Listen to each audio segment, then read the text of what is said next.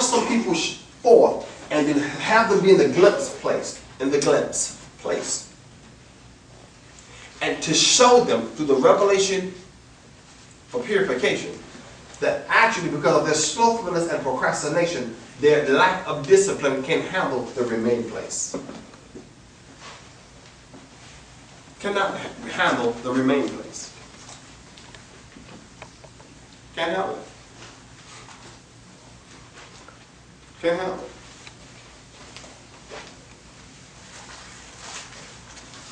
Cannot handle it. And so what happens is God has to say, let me show you. Where I'm taking you, you have to be disciplined, on target, and in place.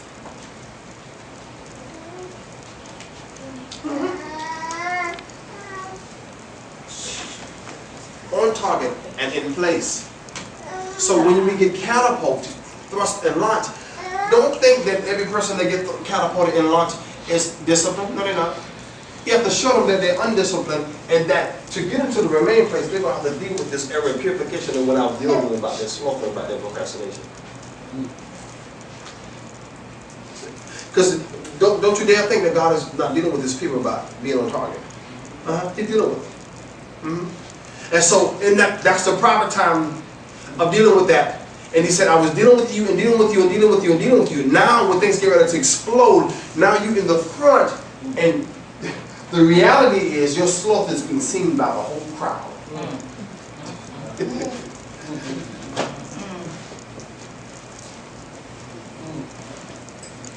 And it becomes like this here. And it becomes like this. It's like, in this sense, it's like that sloth and procrastination becomes like this. Where the nose get turned out like, it's not right, but it's grievance. Because a sloth and procrastination brings grievance to those who around you are disciplined because you're not dependable. You can't be depended upon. Because you're never in place. You're never on target. So God said, I have to show you, because remember now, the remain place group, we stand right now, you're looking now.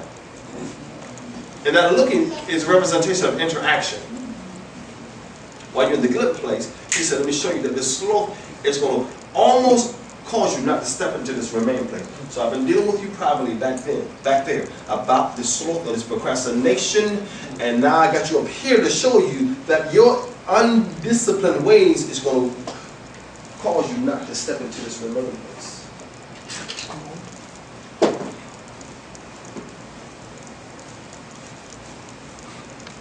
Catapult. Don't let your past affect your catapult in the spirit. Don't let your past affect your catapult in the spirit. Don't let your past affect your catapult in the spirit. Those things that's from your past really was supposed to be the place of purification. Revelation. Jesus.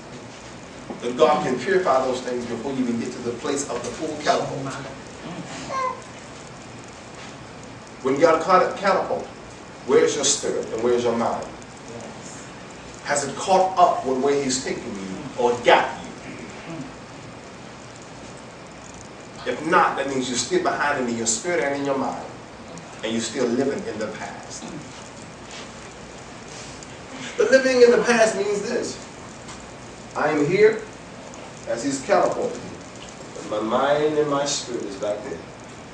Still dealing with those things. Unforgiveness, hate, resentment, sloth, procrastination, foul mouth. We're supposed to be purified coming to the catapult. But we're still gossiping, still resentful, still bitter, still hateful, still disobeying authority. Still running with the same wrong, foul, carnal people who are representation of ghosts and not sheep. And we keep thinking that we're going to be in a catapult place in the fullness, and we're not.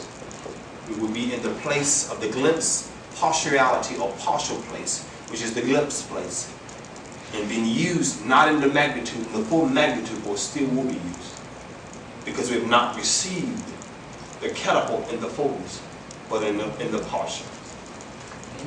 Because we've allowed our past to affect our catapult in the Spirit.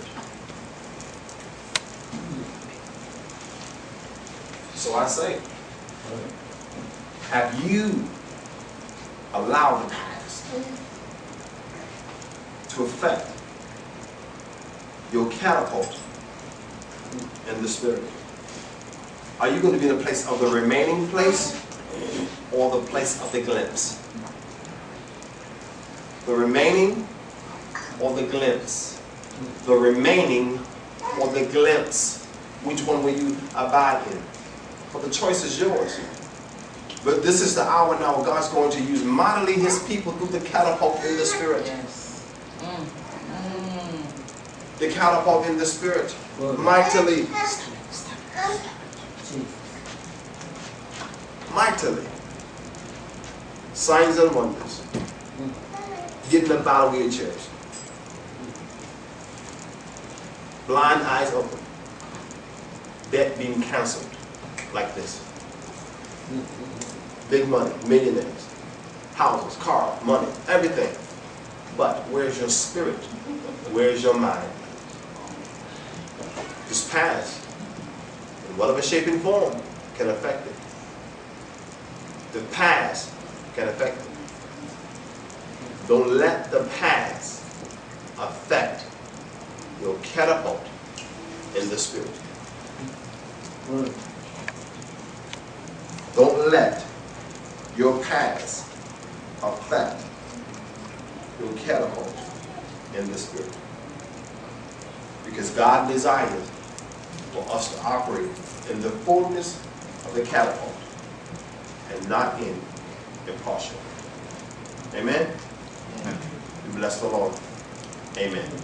We may stand.